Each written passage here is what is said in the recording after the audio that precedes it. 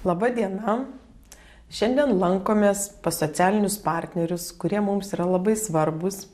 Asociacija Sėkmės link įgyvendina kartu su Buivydiškių pagrindinė mokykla projektą Pozityvi tėvystė, atspari vaikystė. Ir kalbiname šiandien gerbiamą mokyklos direktorę Vilmą Aponaitę.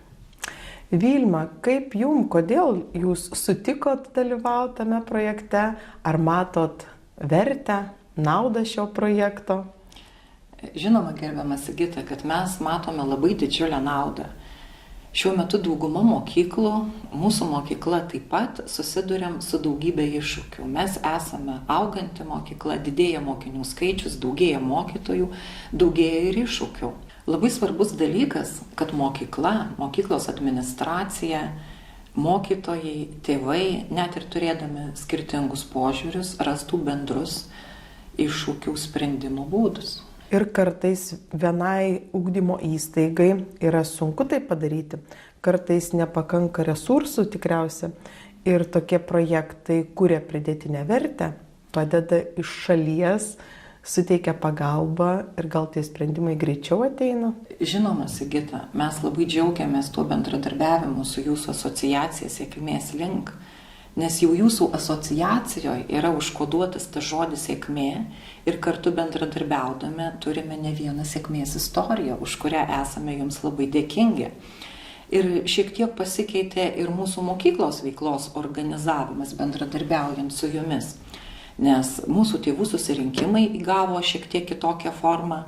Į dalį tėvų susirinkimų, kuriam sprendžiame problemas, sprendžiame, kaip padėti vaikui pasiekti sėkmę, mes kviečiamės žmonės iš asociacijos Sėkmės link, kurie yra tos srities profesionalai, turi daugybę žinių, turi naujausius mokslinius tyrimus ir tikrai mums padeda surasti tuos sėkmės receptus, kaip tiesiog užtikrinti sėkmę mūsų vaikams.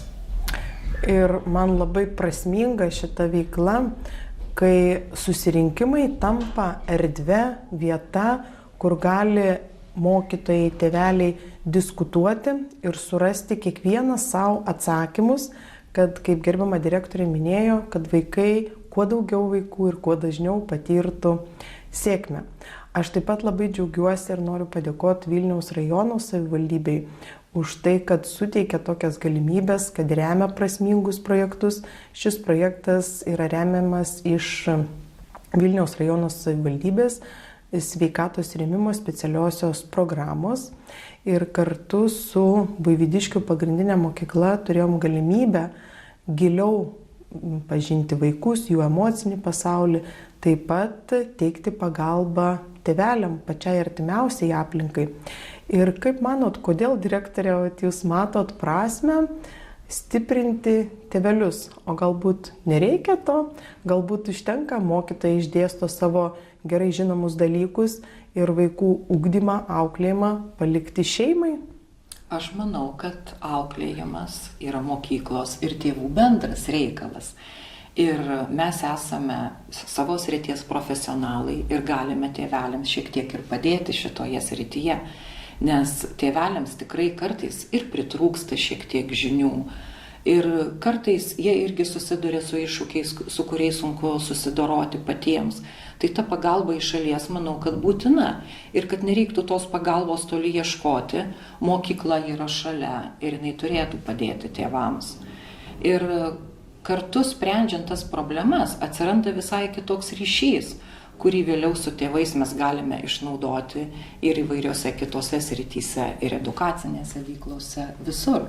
Taip kad tas tėvų stiprinimas yra viena iš prioritetinių sričių mokykloje. Aš labai džiaugiuosi ir esu dėkinga gerbiamai direktoriai už šitą požiūrį.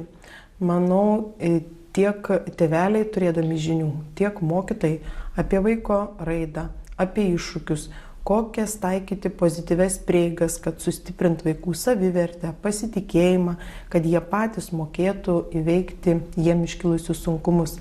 Ir kai ugdymo įstaigos vadovas vadovaujasi šiuo požiūriu, tada ir bendruomenė įsitraukia į prasmingą dialogą, į prasmingą diskusiją ir tada vaikai turi aplinką palaikančią, paramą paremtą. Ir matau labai didelę vertę tokių veiklų, susitikimų, diskusijų, kur iš susirinkimų tėveliai išeina, praturtėja, jaučia dėkingumą, kitaip girdi tuos pačius mokytojų pasakytus žodžius. Tikrai taip, ir dar norėjau pridėti, gerbiamą Sigitą, kad mokyklos nebijotų ieškoti pagalbos iš šalies, nes tikrai nėra gėda kažko nežinoti ar kažko negebėti, bet tada galima ieškoti partnerių, kurie pagelbėtų. Taip, labai svarbu klysti, kai mokamės naujų dalykų, yra natūralu. Bet suklydus nieko nedaryti ir palikti, kad ta problema savaime išsispręstų, jinai išsisprendžia, bet ne visada vaiko naudai. Tikiuosi, kad mūsų šita bendrystė išaugs į didesnius projektus ir užauginsim partnerystę ne tik su Lietuvoje esančiomis organizacijomis, bet ir su užsienio partneriais. Tikrai taip. Ačiū Jums už bendrystę. Ačiū. Lankomės Buivydiškių pagrindiniai mokyklai. Didelė garbė yra bendrauti su socialinė pedagogė Nijolė Šikšnienė, kuri yra žmogus labai jautrus kiekvienam vaikui. Jos kabineto durys yra atviros kiekvienam ir kiekvienas vaikas gali užeiti, kai jam sunku, kai jam liūdna, kai jam skauda. Man labai smagu yra stebėti tai, būti viso to dalimi ir tam tikrose situacijose patalkinti, paremti.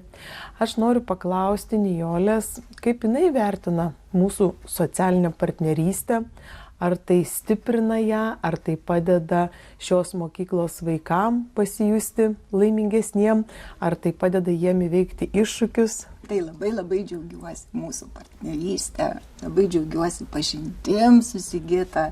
Iš tikrųjų labai daug pasisėmiau patirties, smagu dirbti kartu, vedam kartu užsiėmimus tiek tėveliams, tiek vaikams ir taip pat vaikai daug ko išmoksta užsiėmimų metu.